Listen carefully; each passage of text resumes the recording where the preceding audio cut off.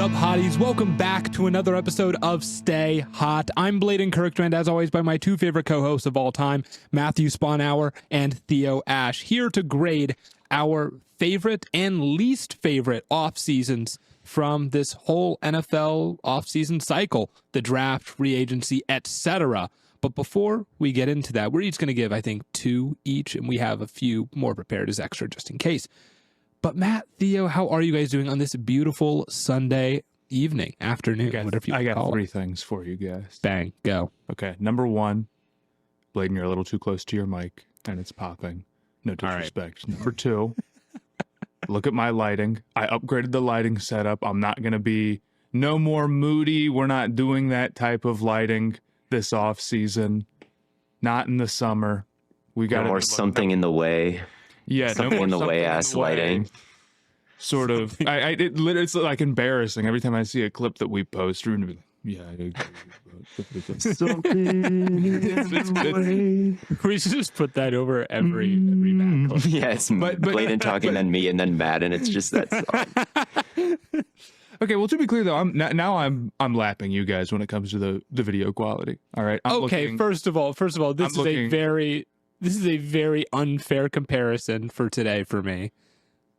Yeah, well, even then, honestly, I don't know. I wouldn't be shocked if they can hardly bear to look at your side of the camera, Blaiden. Regardless, my third thing, I've been struggling with heartburn recently, badly. Oh. And it reminded me, I don't know if we ever told this story on here about when we were in Santa Monica and I had like horrible heartburn. Did we ever? Oh, dude. And I remember exactly what happened because we got food one night. We got Jack in the Box. We got some massive Jack in the Box order, but it was like way too late. So we just like went to bed immediately after. And like when you eat huge and then lay down, you get heartburn. And I had like the worst heartburn known to man. I was like feeling like I had a heart attack the whole time, like struggling.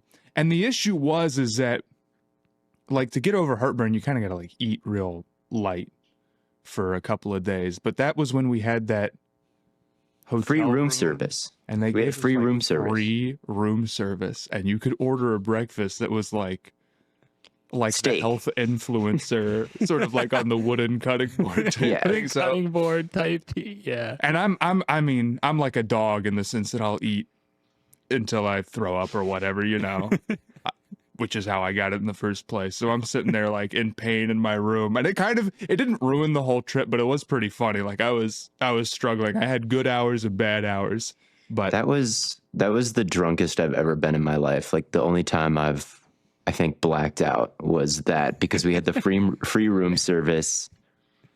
So we were ordering shit that I never even heard of. Like I'll have the cheer wine, the fucking sake, whatever. Said, let me get the $1,000 bottle of wine. Like whatever. And then Matt also ordered whatever. And then you had heartburn, so you didn't drink it. And then I was like, and so then I drank it, and then then I was like completely gone. Was this the same trip as the Shack party? That was not the same trip as the Shack party. Okay. The Shack party was... Thank God. The Shack party... we don't have to go into detail about DJ Diesel's set. That's the drunkest I got drunk. We basically didn't even go because it's fine. You know, it happens. But not to turn this into a sort of Nelk podcast about all of our sick drinking exploits. But yeah, I've just been reminded of that as I'm like waking up at like 4 a.m. and I'm like, this fucking sucks, dude. Yeah, man. No. Baby. Anyway, that's how I'm doing though. I'm in an overall good mood. It's been good today, and I'm drinking soda. That's good. So it can't be that bad. Theo, how are you doing? I'm doing pretty well. It was a fun day to be in Denver yesterday. Speaking of drinking, I was at a sports bar, doubleheader game 7s. Pretty cool environment. Although the Nuggets game was quite boring, really. They just completely put it away, really starting in the second quarter and then going for it all the way in the third and just completely shutting the door. But I did enjoy Russell Westbrook dunking and blacking out, like swinging back and forth on the hoop begging the ref for a technical and then freaking out when he got it, like turning to the crowd and just barking who knows what. That got everybody fired up. But shout out the Denver Nuggets for hitting a lot of threes quickly when the Clippers could not literally do anything for large portions of the game. I mean, it was the Clippers would hold it for about 15 seconds, get the ball stripped from them. The Nuggets would hit a 3 in 1 second, and that repeated about like a dozen times in a row, that exact sequence. Clippers are just too old, man. Or they're too old for some of the guys that really matter, and then they've got a bunch of one-dimensional role players. So then you have to have like Kawhi and Harden and Batum or whoever out there like 35 minutes or you're screwed, right? Dude, it's crazy that like Kawhi and Harden are on the same team in 2025. It is crazy. It is crazy. But, you know, and then like Kawhi, he's still good, but he just doesn't have the energy to go be what he once was, and he's just kind of slow. And Harden, bless his heart, I don't hate him quite as much as everybody. Well, I don't want to say everybody else, but like, you know, people on Twitter or whatever are really getting on his case. And like, yeah, he holds the ball too long, but you know, he's 35 himself. It was just a rough game to watch from the Clippers, which is a shame because it was such a good series. It was. Twitter was putting Harden in Monty Morris conversations, or at least trying to. After the 7th game, they're like, do not compare this guy to Dwayne Wade ever again. Monty Morris was the name that was coming up in the replies. I don't know why. It's like, did Monty Morris have like a Monte? I guess I don't know how to pronounce his first name exactly, which is why Harden is probably better than him. But I was like, did he have some sort of career that I don't know about? And then I checked, and he did not have any kind of career with accolades. They were probably trolling and just being rage bait. Rage bait. But then the Avs played, and that's one of the greatest hockey games I've ever seen in my life. They trade away Mikko Rantanen halfway through the season. They trade him to the Carolina Hurricanes. Then the Hurricanes trade him to Dallas, so he gets traded twice before the deadline. He ends up playing the Avs again, and just playing out of his mind good the last 2 games. And the third period, the Stars are down 0-2. Rantanen against his old team has a hat trick in the third period of a game 7 plus an assist.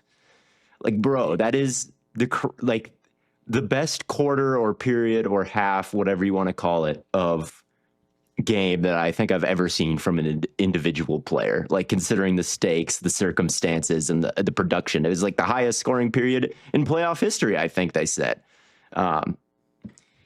You know, because assists and goals are both worth points in hockey. So that one was crazy, but the mood definitely shifted in that third period in the Denver sports bar.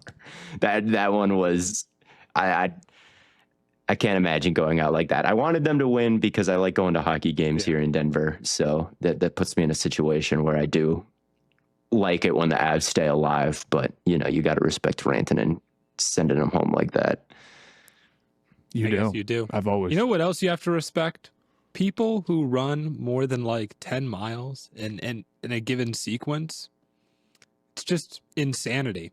A half marathon or a full marathon might be the most insane thing a human being could ever attempt. Why is that? What makes you bring this up? My girlfriend ran a half marathon this morning. Flying Pig in Cincinnati, Ohio. Oh, Shout out Cincinnati. She ran through Covington, Matt. So she did. I didn't see it at all. I'm out of the loop. You're out of the loop. That's okay. That's okay. But shout out to her. Shout out to her. She did really good. Through the cold, through the rain.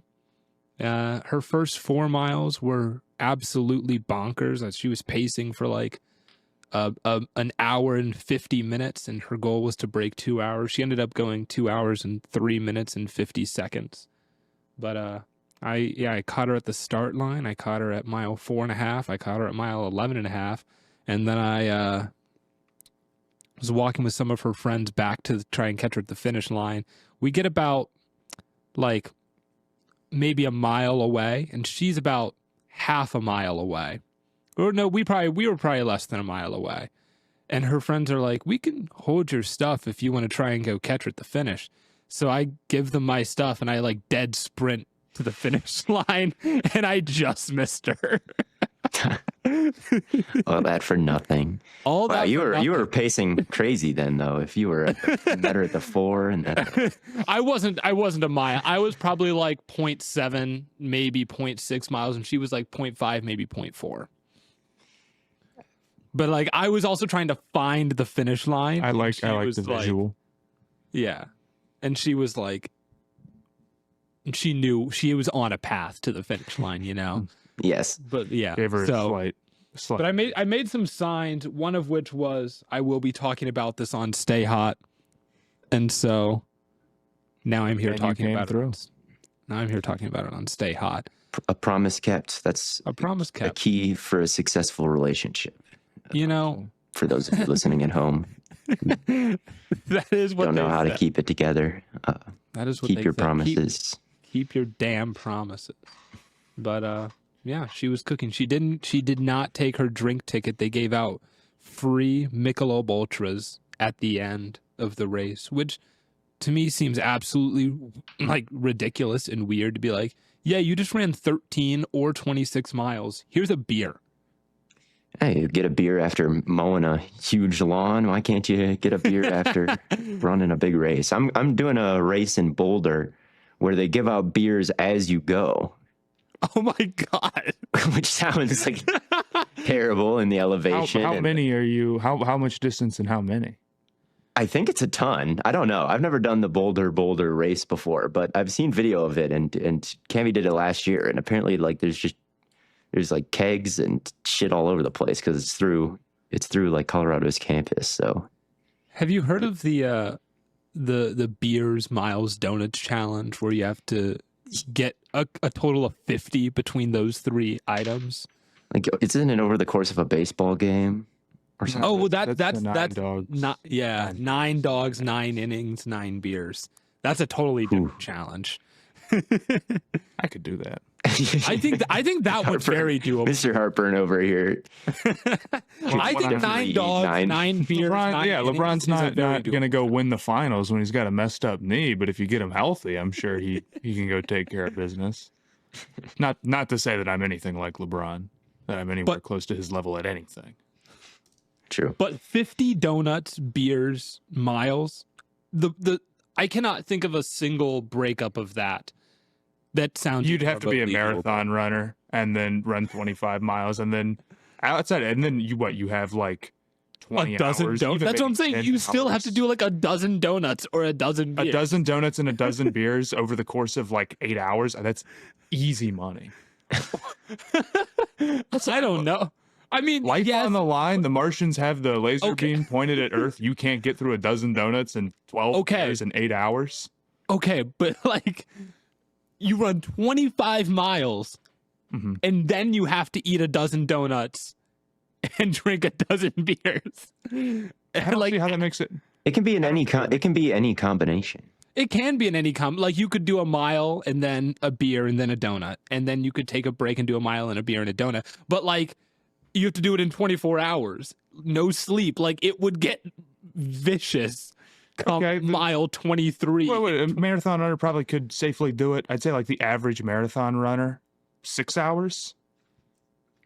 You don't need 24. You don't need to run 24 miles at all. I mean, you could run 0 miles and have 25 beers and 25 donuts. I'm thinking about the easiest way to do it. That's I'm trying pretty to easy. break it up where I'm like, well, if you're a marathon runner, you got a huge leg Yeah. up.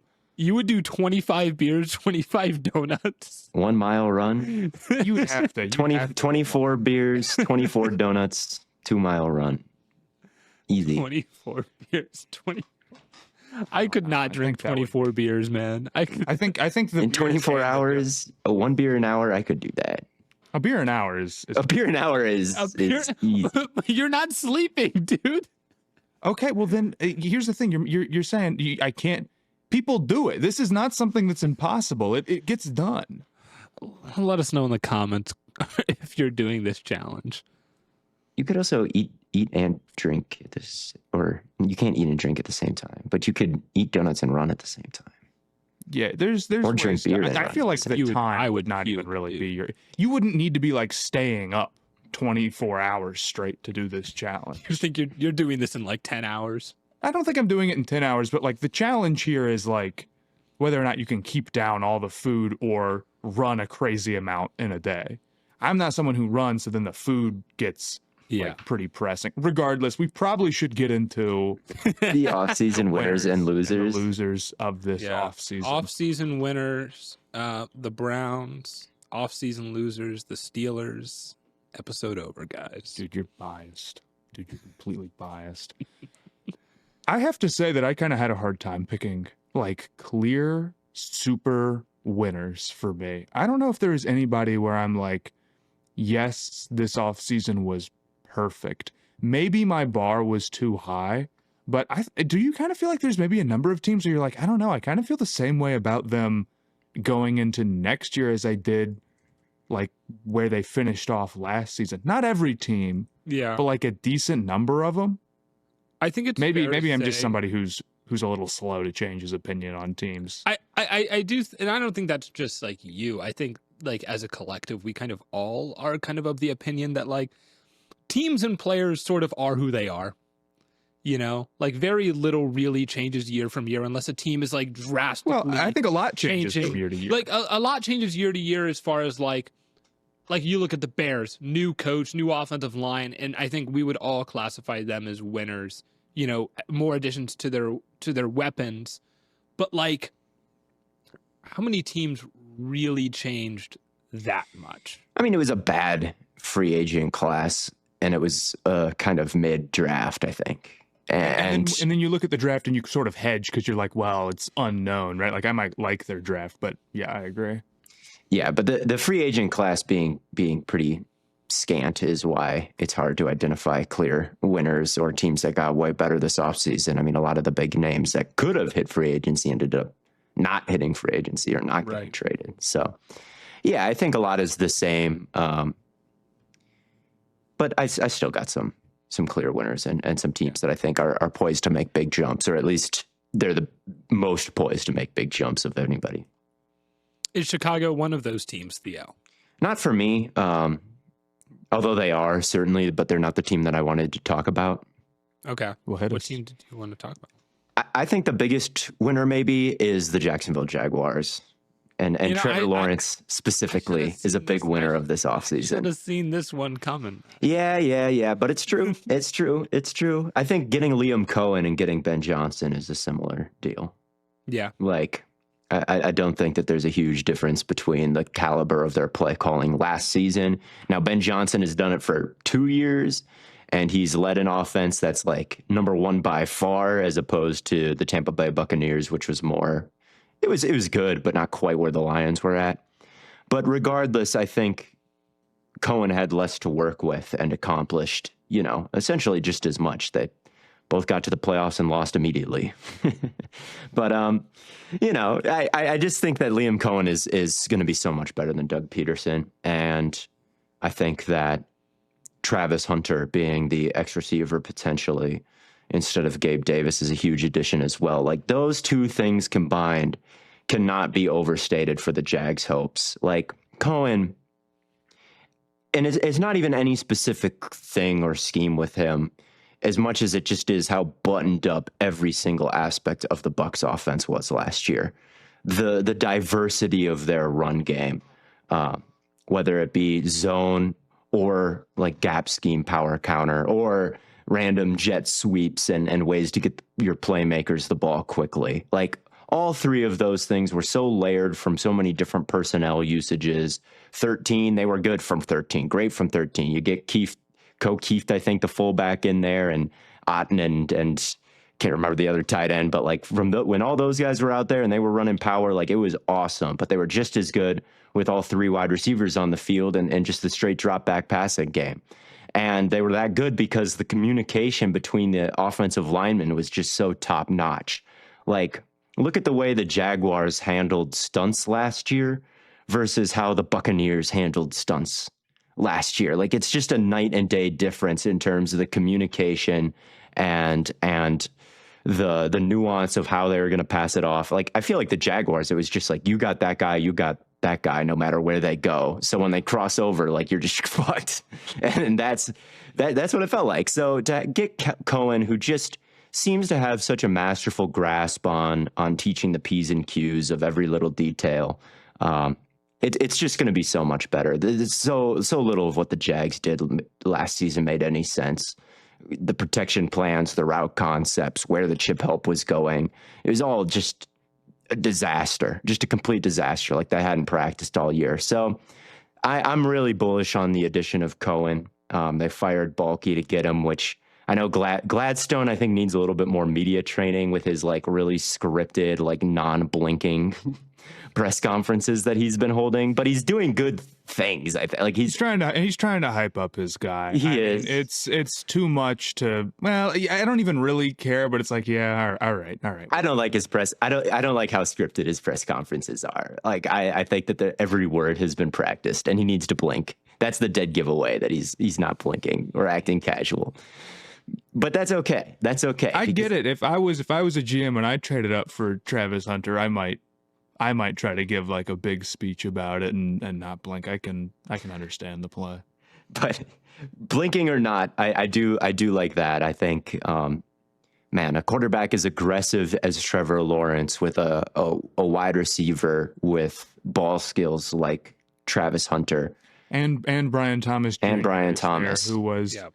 Did he end up getting second team All Pro, or is it like he was in contention for second team All Pro and didn't quite get it? Regardless, I think Brian Thomas Jr. is like, maybe I'll save it for when we get into our top 10 receivers podcast, which I know we have later. And I haven't actually looked at where he'd rank, but I think there's a very good argument that he's already a top 10 receiver, outside of the fact that there's so many guys who are established there. But like, these are two just absolute physical freaks who are incredibly talented.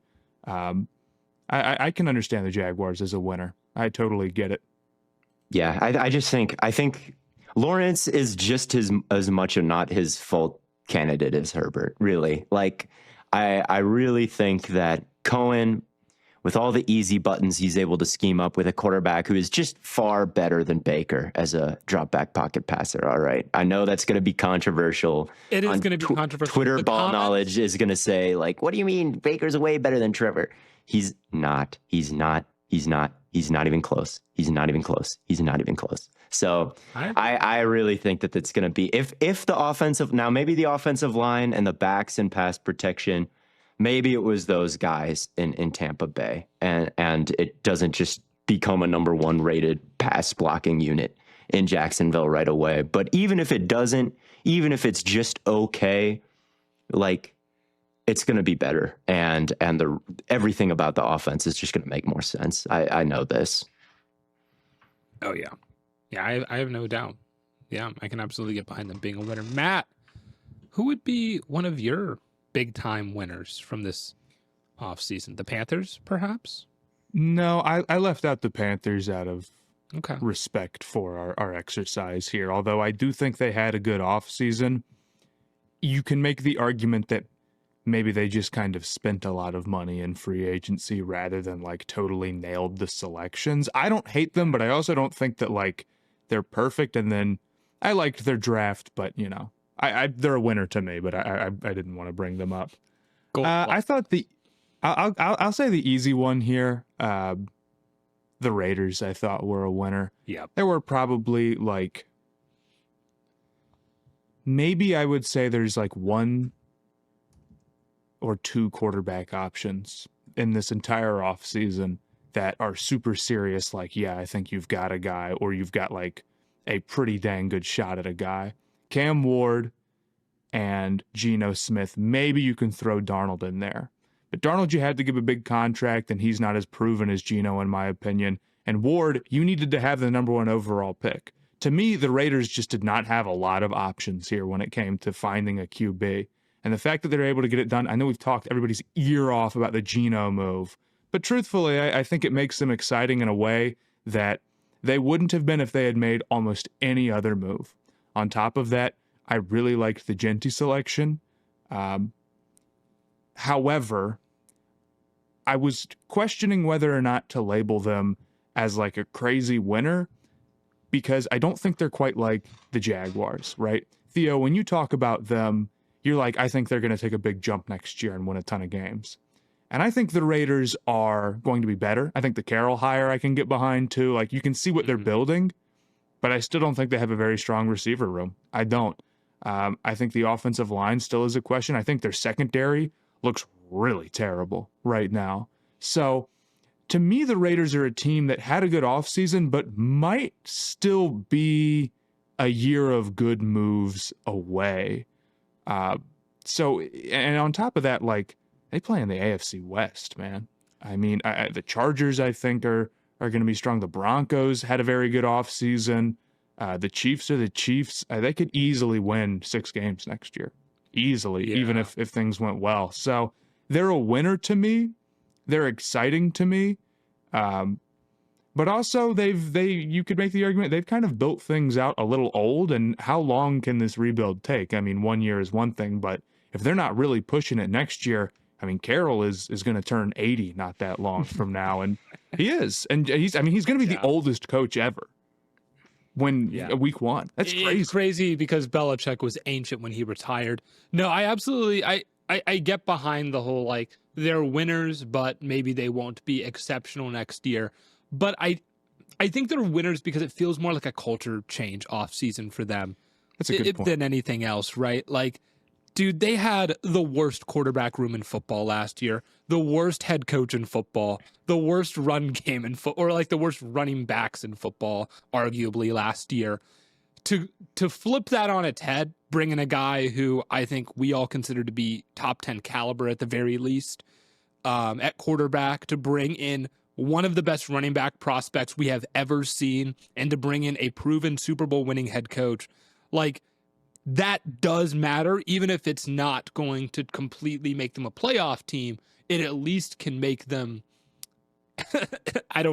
respectable to watch. Yeah. And It can make them it can make them scrappy.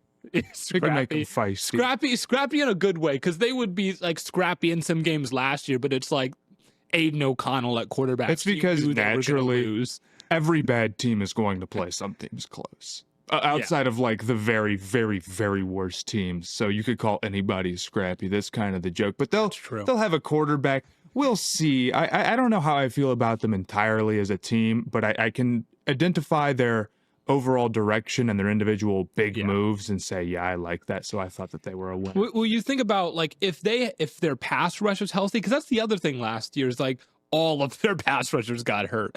Crosby played most of the season, but even he went down. If all of those guys are healthy, and you're looking at a much improved passing attack just by the addition of Smith, a much improved run, like, their offense, could we say it's like at least league average? I think fair. It wouldn't shock me if they had an average offense. Yeah, I think that wouldn't shock me. I think, it was Tom Brady's first year in the ownership role, and he makes a lot of the decisions now. I feel like that's probably why he's doing it.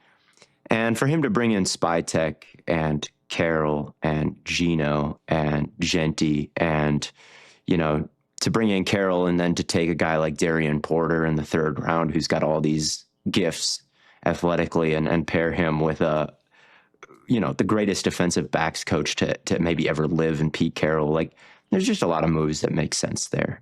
To bring back Adam Butler, who is a free agent for them, and re-sign him, that's a great move. That's under the radar. So I think that this was a great first step. They were a terrible team, not a lot of good pieces a year ago. And now there's just a lot more great players. And from a pure great player addition standpoint, it's hard to argue that anybody did a better job than the Raiders. I think that's a good way to put it. Blaiden, who did you have as one of your winners? I'm going to take another easy one and pick the Chicago Bears. I know it's very low-hanging fruit here, and it's getting into almost banner territory with the Bears as far as the number of off-season championships they have at this point. They've got a dynasty running. But, I mean, when you bring in Ben Johnson, arguably the best offensive mind in football, you revamp your offensive line, you bring in more weapons. It's hard to argue that they aren't just again doing amazing work in as far as building around their franchise quarterback Caleb Williams, who I feel like has got this very almost low reputation, this negative connotation about him at this point. But he threw 20 touchdowns and only 6 picks last year. Like, he was fine. Like, he wasn't this horrible quarterback. Now, he did lead the league in sacks, yes. But I feel like things could have been a lot worse given, the way things unfolded last year. And now they're going to be even better. I feel pretty good about the Bears. I've got mixed feelings about Chicago. First off, it's totally fair for people to be a little bit down on Caleb Williams. That's completely valid. He was billed as like an incredibly good first overall selection, going to an incredibly good situation, and the results were not incredibly good. Not necessarily all of his fault, but yeah, if you take the most sacks, that's a bad thing. And we watched, there were plenty of games where he was downright bad and inaccurate and couldn't, didn't look comfortable whatsoever. Now, I don't think that's entirely on him, but yeah, the pressure's on Caleb Williams for this next season. And I think that's partially because he was a super high draft pick and he was billed to be this great player, and partially because the Bears have done a very good job addressing a lot of the needs on the offensive side of the ball in terms of getting him even more weapons. I mean, on paper, they're stacked at receiver and tight end. And the way that they just attacked the offensive line problem reminded me of what the Panthers did. We talked about this before, not this offseason, but last, and it was super successful for them. Getting Tooney for what they did. I thought overall, what you really want to see in an offseason, is just moves that are good in a vacuum. But I do appreciate a plan where it feels like everything is connected and working together to achieve one goal, which is to have an explosive offense like you should. So, they've been off-season champions a lot. Yeah, I'm sure NFC North fans who aren't Chicago fans are rolling their eyes listening to this and saying these guys don't know. Bears always do this, and maybe they do. But we're talking about off-season winners and losers, not real winners and losers. So yeah, right. They haven't won a playoff game since 2011, sure, but yeah, I thought the Bears did a nice job this year, and I think this is their most valid offseason winners placement yet. They got rid of Keenan Allen. That was not an offseason winning move last year, like many would have said. And I think he was a good case study on just everything wrong with the Chicago offense. He used this underneath zone weapon that they had him. They tried to have him clear out zones, running crossers over the middle, just trying to get into windows as fast as possible, and he just couldn't really get there. So he'd settle down in a spot where he wasn't supposed to settle down, and Caleb would get sacked because the line was just so atrocious. I was recently watching the Patriots versus Bears game, the one where Caleb got sacked 9 times or something like that, to find him the most underrated Patriots players for my TikTok series.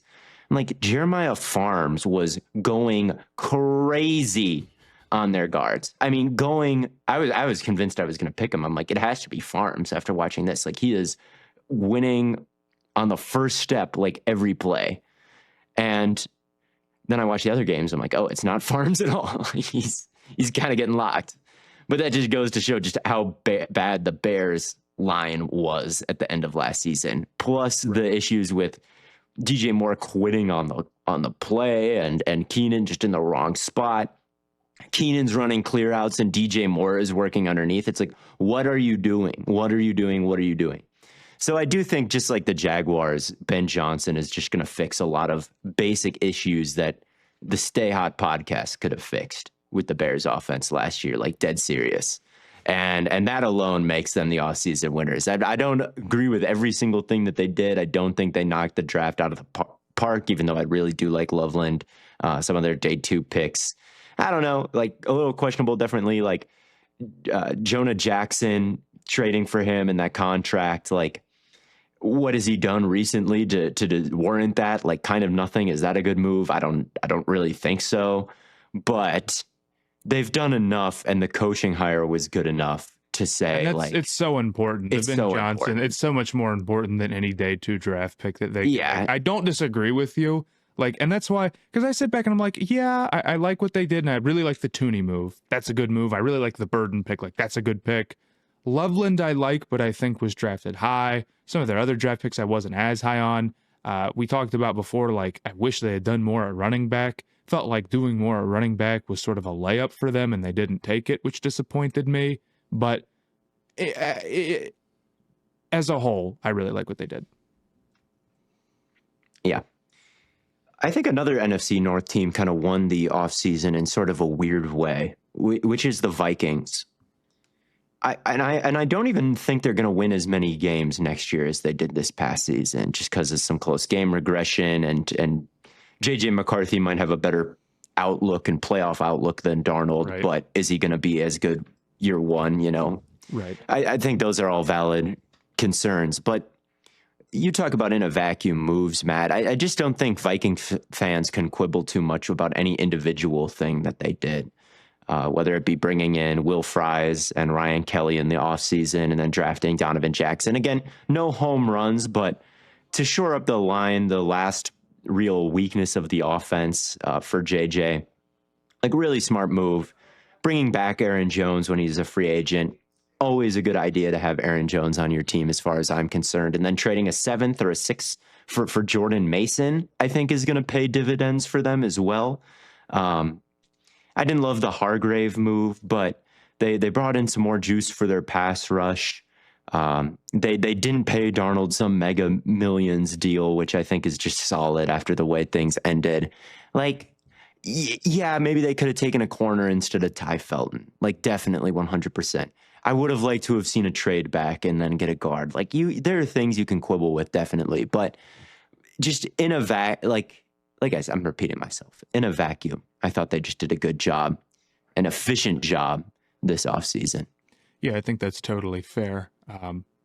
It's tough to pick them because they didn't make a ton of moves, I guess, and they didn't have like a big draft or whatever. And then their first round pick was Donovan Jackson, which, like you said, like isn't a super exciting pick. But there was some key things they needed to get done this offseason, and they got them done. There was a big decision with the Darnold. I agree they got that right. So I thought about writing them down and thought they didn't quite do enough. But if you did, I'm with you.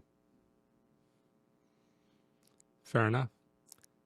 That has to bring us to the New England Patriots. I feel like that's more low-hanging fruit, but the biggest issue with this team is, number one, they can't block anyone. Like, horrible run game, horrible passing attack, and despite having a quarterback that's like really good under pressure, great pocket presence, but they've got no receivers, no offensive line, and they went out and they didn't attack receiver as much as, you know, I would have liked them to, or maybe some other people would have liked them to. But to bring in Will Campbell on the offensive line, even to bring in Morgan Moses, I think is a solid addition as well. And then, you know, they brought in some other guys. Mac Hollins at receiver they drafted. Oh, my page isn't loading. Kyle Williams, Stephon Kyle Diggs. Williams, yes. They brought in Stephon Diggs. I'm on this guest Wi-Fi here, so everything's a little... We had to pause down the episode because I was lagging. So bear with me here. But yes, I thought the Patriots did a really good job of just getting at least to kind of floating above water to sea level a little bit as far as their offensive line and weapons go. Because last year was just kind of Drake May, go out there and see what you can get done. And I think this year there will at least be some nuance to this offense, along with, you know, they also have a new coach. And Yeah. It seems like, again, that could also be a little bit of a culture change that is needed, you know, kind of moving out of the Belichick era without necessarily just completely changing things. Like, you're not jumping in from hot water to cold water.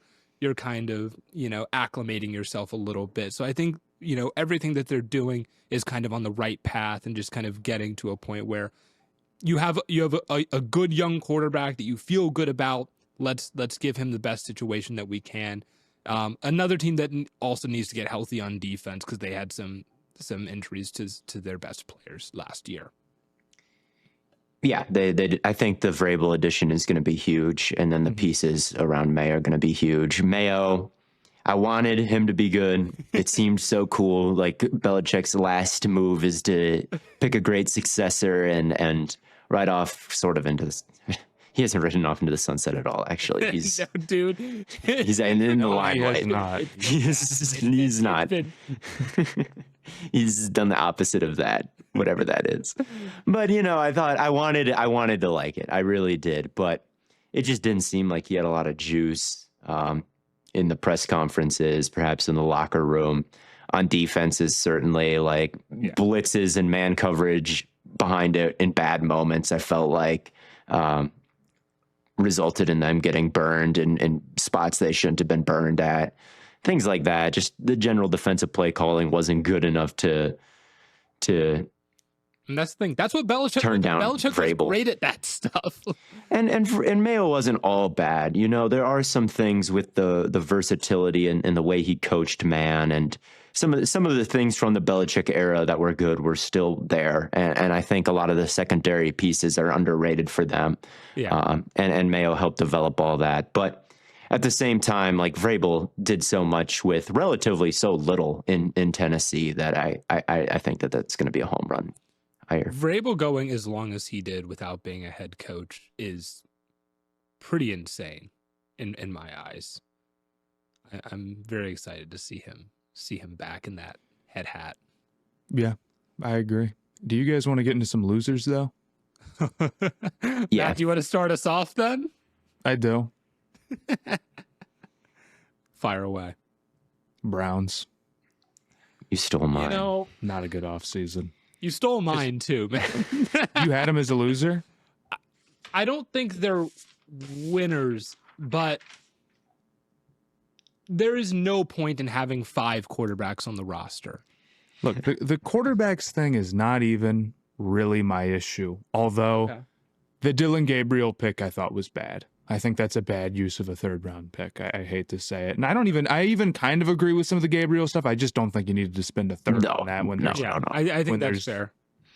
Like, regardless. My issue is that they did not commit to a rebuild like they needed to. They are not digging themselves out of the Watson hole like this. Even if Shedeur Sanders or Dylan Gabriel was awesome. Even if they were awesome next year, or like they were really good or whatever, like Gabriel comes out and he can do the sort of like, I can kind of run the offense stuff, or Sanders is able to like rein things in and get it going. I don't really love Cleveland, and I still think they're in a huge hole because they've given up so much in the Watson era and gotten so little out of it. They're so far away still.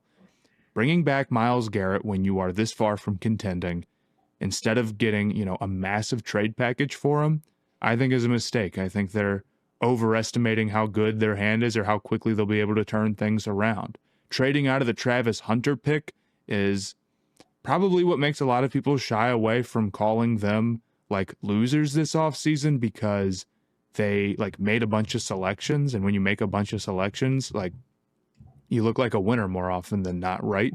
But the reality is that did they get back like a ton moving from Hunter to Graham? Because right now it's 2 running backs and a first. I'm not that high on Judkins or Samson. It's like, I don't know. I just don't think that's like a crazy value move. I just think people are pro trading back and anti trading up. But it's not necessarily the case that that's going to end up working out for him. There's a good chance that instead of having all of those extra draft assets, in fact more, and a generational talent to start building around, and getting serious about where you are from a cap space standpoint and trying to clear that up so you can truly start to lay the foundation for the future, and probably also pseudo tanking this next year so you can have a high draft pick in what will hopefully be a better quarterback class than this one. Instead, you are going to be scrapping and clawing for, probably last in the AFC North. It's really hard to imagine, bar a Burrow injury or like the Steelers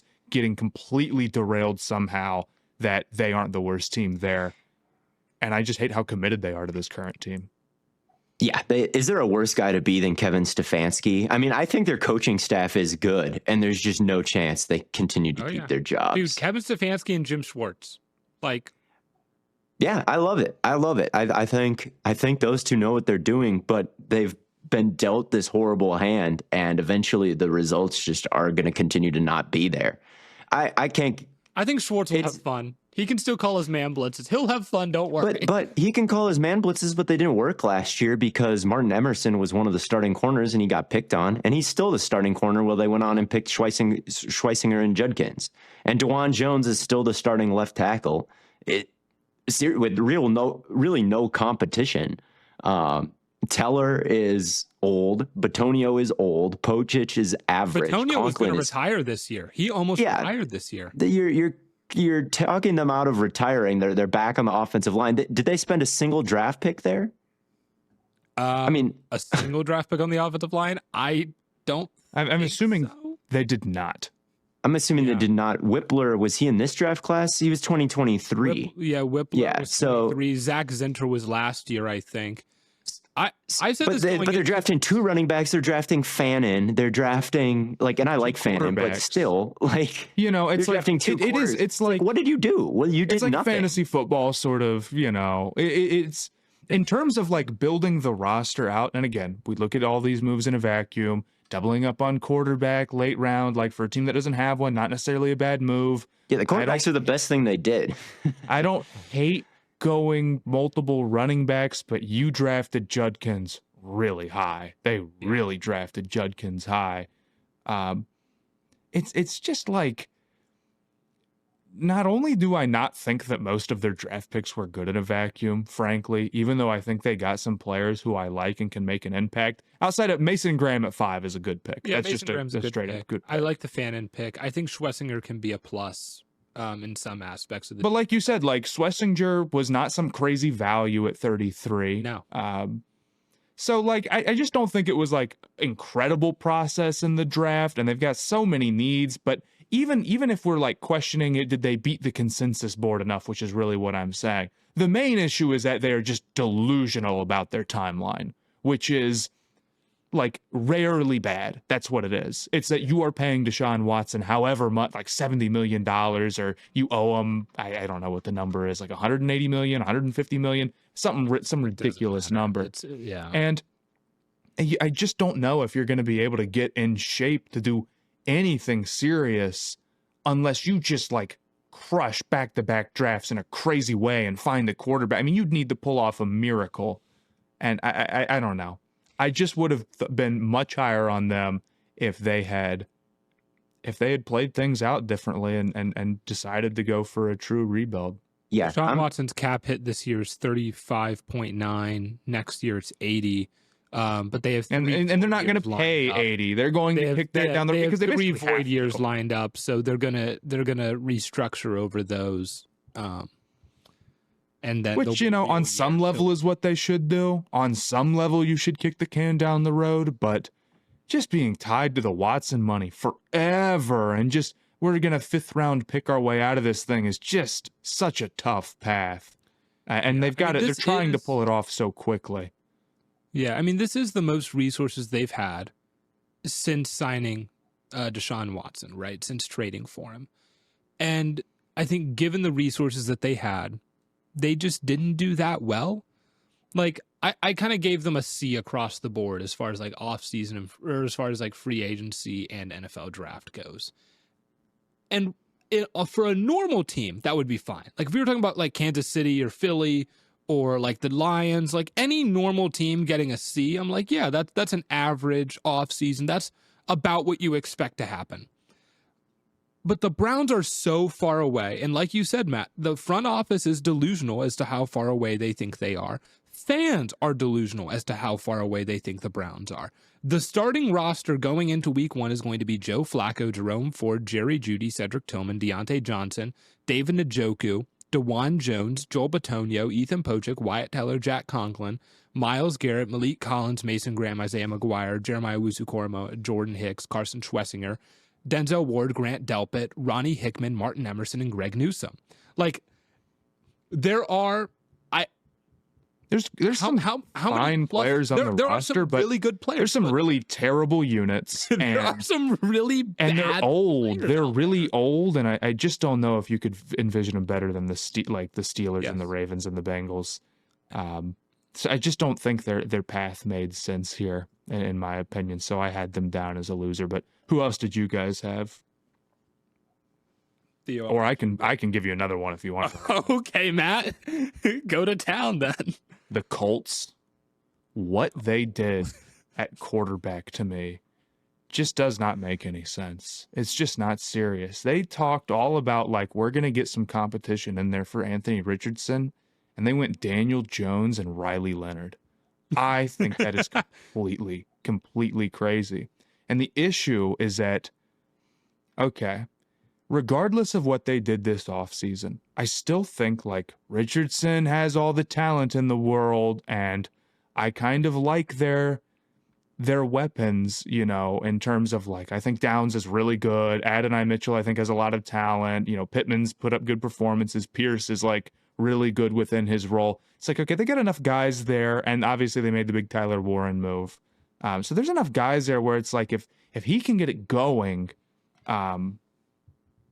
you know, it can be okay. But I think you did very, very, very little to convince me that like you have any sort of backup plan when jobs are on the line in Indianapolis if things do not work out a little bit more. And while I'm not as low on Warren as you guys, I do worry a little bit where it's like, we don't have, like, it seems like the backup quarterbacks they were mostly focused on getting dudes who had some rushing ability rather than guys who can really sit back and throw the ball. And like Warren is just so gadgety. It just worries me that the Colts are trending towards running a foo-foo offense where they're not really trying to drop back and beat you. And while I think they might have some really great guys to do that on some level, like I think Warren's awesome after the catch, and you know, Leonard is and Dan Jones can run, and obviously Anthony Richardson is like one of one as an athlete, right? Like that's not a serious plan. And I outside of that, it's like they got Ward and Bynum in the secondary, but both of those guys I don't think are coming off of like fantastic seasons or anything, and they paid very well to get them. They lost some serious help on the offensive line. I mean, I'm just not that much higher on the Colts now than I was earlier. And you know, again, I think there's obviously still a lot of potential naturally just from like, you know, the player that Anthony Richardson could be, although like we're getting down to it. But I felt like that almost no matter what they did. It has almost nothing to do with their offseason, right? Unless they just started like trading away all the receivers so they had no chance, right? So I just wasn't a fan of it. I just don't think that they did something that makes me feel like, okay, this is like a great value move, or this gives them a clear direction or a great backup plan. I will push back on it a little bit, although I certainly don't disagree with everything you're saying. But they did add Lou Anarumo, which I think is going to be big. Mm-hmm. I think him going from Cincinnati to Indianapolis is going to be good for him. I think it's fair to say that he didn't develop any defensive players, and that's on him. But once he has good ones, I do think he's as good as scheming as anybody. And what they did this offseason was spend big on defense with Cam Bynum addition and the Charvarius Ward addition. And they've got Buckner and Grover Stewart, who are better players than anybody on the Cincinnati defense, sans Henderson, right? Hendrickson, that is. So I do think that their defense is a lot more interesting. And I'm still a Richardson believer, so I'm not that mad that they got backup level quarterbacks to be his backup. Like I just don't think there was a move that made sense to seriously push him. I guess they could have gone in on Darnold, but I'd rather continue to see what Anthony Richardson has as the starter. And if they have a bad backup, they have a bad backup, I guess. But that's kind of the way it is. But I definitely agree about the offensive line. Losing both of those pieces is going to be tough to overcome.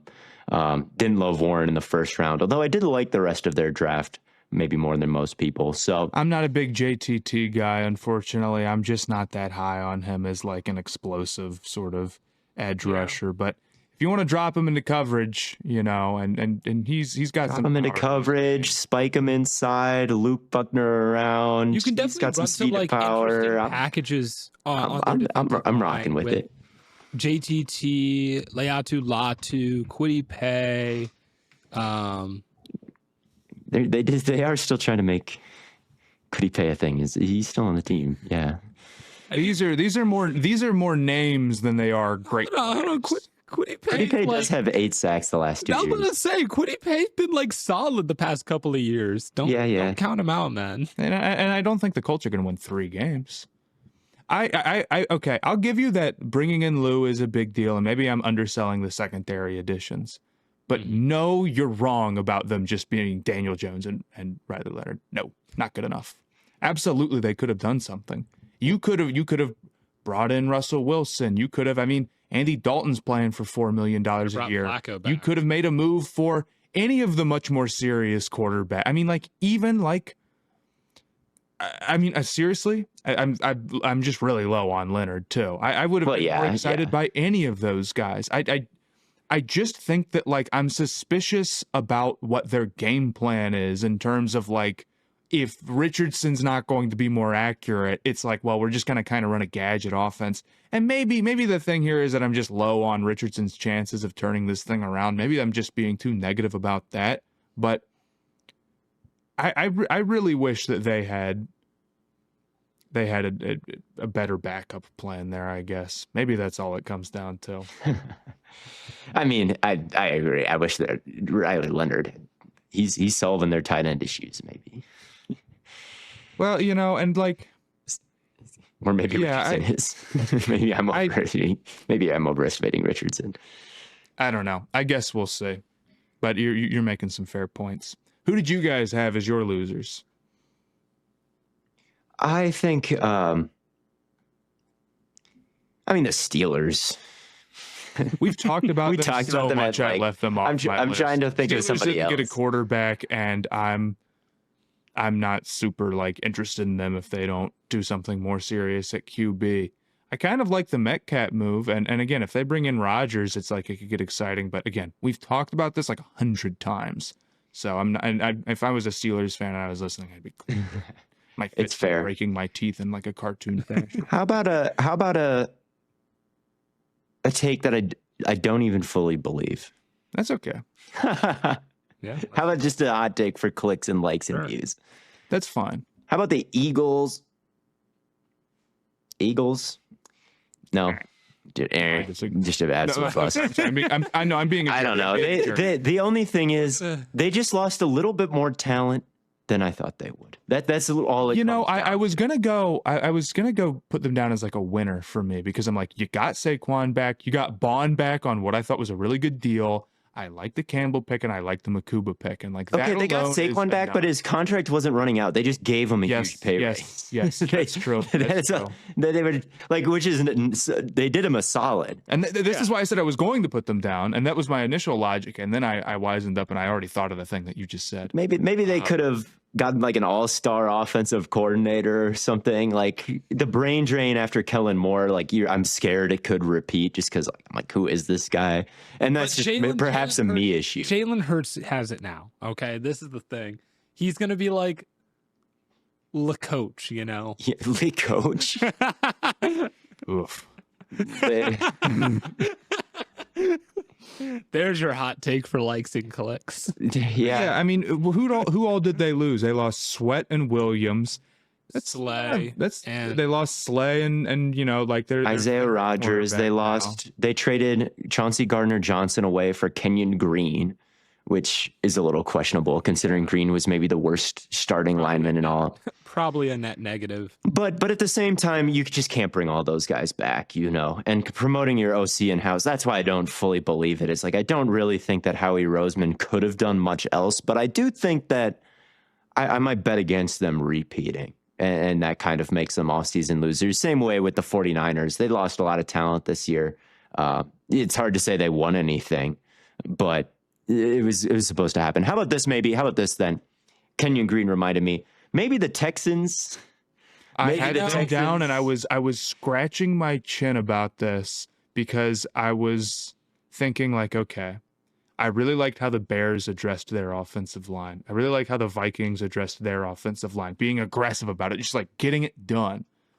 the Texans did a terrible job. The Texans have the worst offensive line in the league by far. Far. What was it? It was Laken Tomlinson, right? I mean, that's who is the other guy? You want to hear the names? It's Cam Robinson, Laken Tomlinson, Jarrett Patterson at center, Juice Scruggs at right guard, and Trent Brown at right tackle.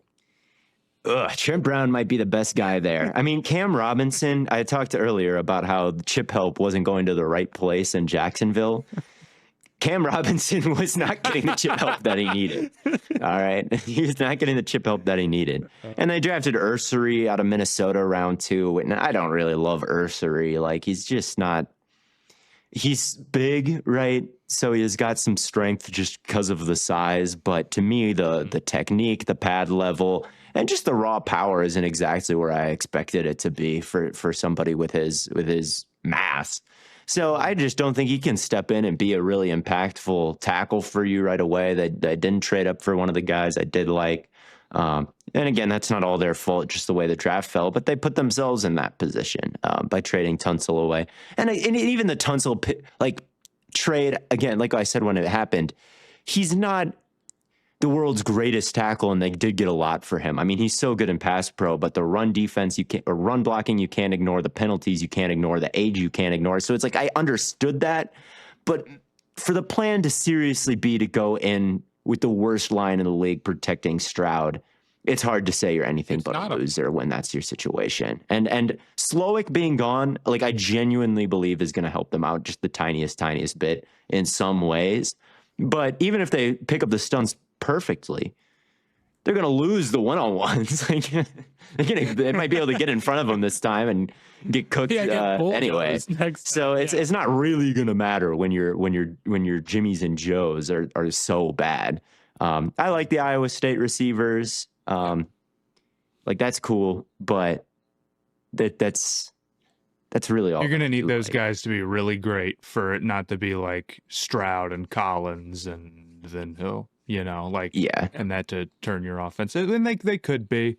Yeah, I mean, but you could say that about basically any of these teams. There's like, well, what if they just nailed their draft picks? Then they're not a loser. It's like, well, yeah, Well, it's like, and here's the thing. I don't hate anything that they did in the draft per se, but like, dude, okay, the take is like, well, they traded away Tunsil and they got so much value back for him.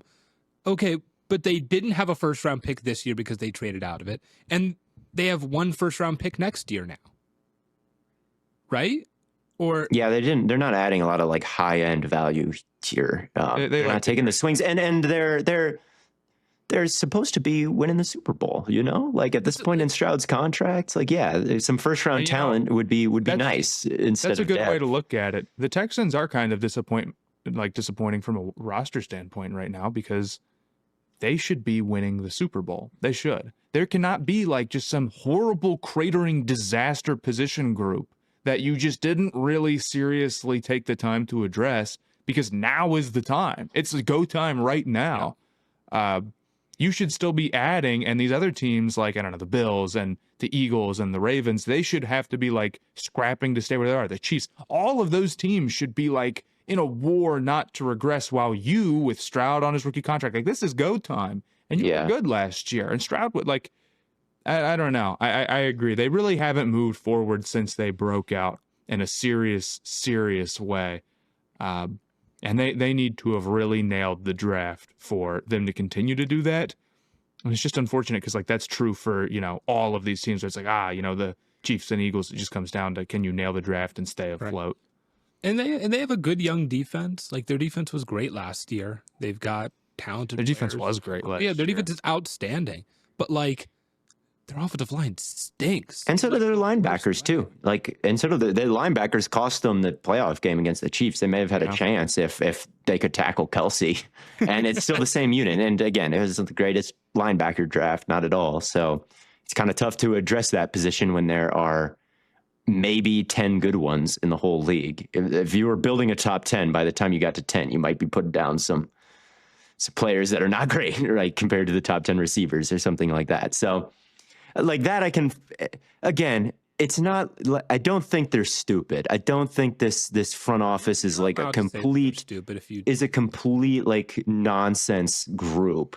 But like I can see trading Tunsil away, but was now really the time. And I can see why the linebackers are still the same. But could there have been something more? They're definitely losers. They're not winners.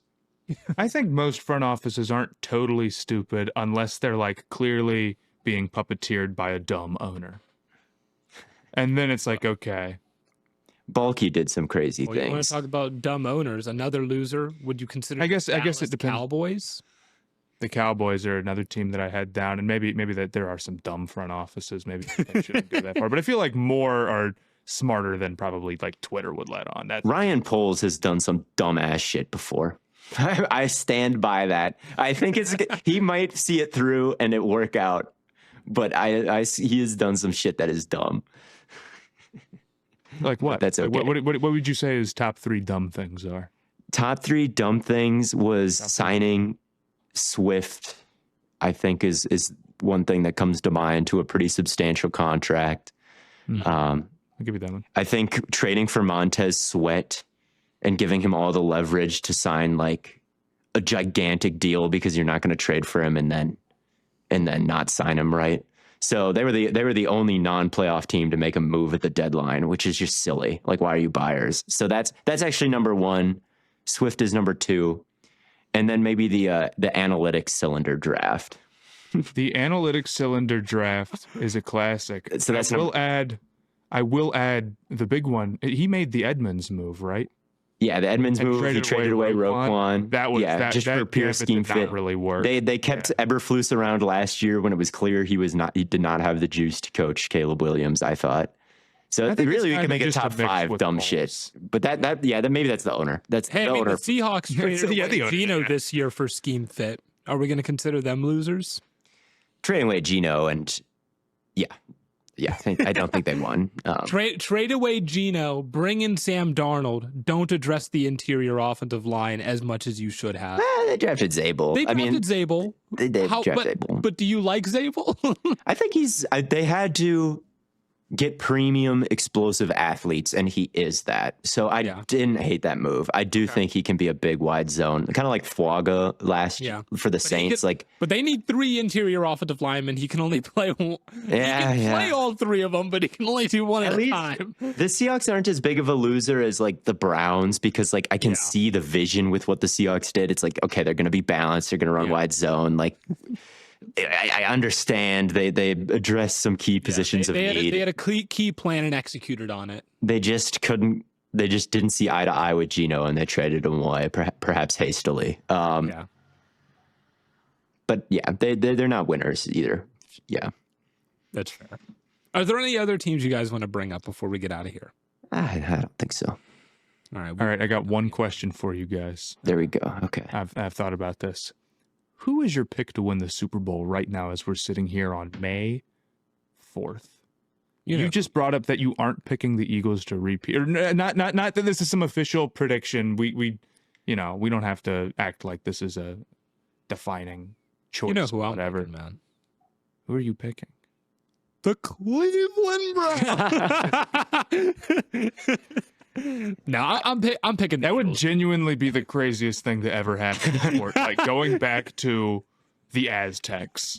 Like I don't care whatever has happened in any like prehistoric sport we can't possibly know. The Browns winning the Super Bowl would be crazier this year, and it would be awesome though. I won't lie. If Shador Sanders or like Dylan Gabriel, Dylan Gabriel winning the Super Bowl for Cleveland would be insane. The guy who said that he wants to play in domes and that all football should be played in warm weather.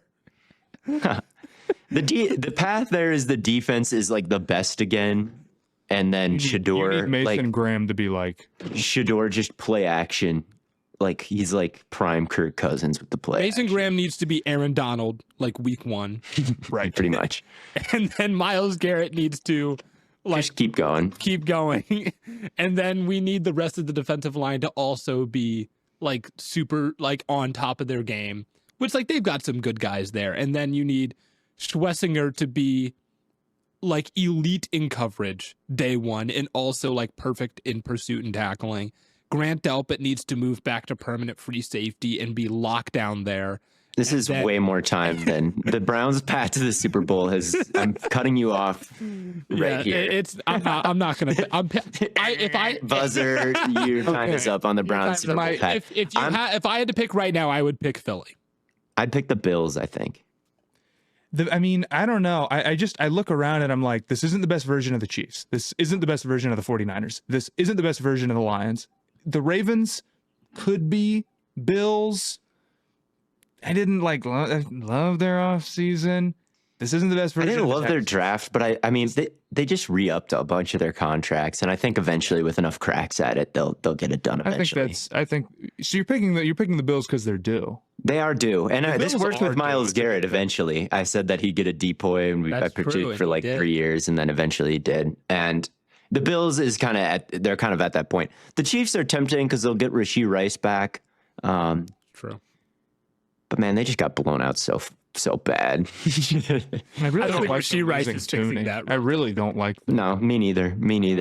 So I'll go Bills. I think their line, James Cook, Josh Allen, the defense, like they did add some pass rush, Joey Bosa. Like they're just slowly getting a little more stacked. Like I didn't love their draft, but it's still players in the chamber. Like who did they lose? That's crazy. Like I think they can get it done.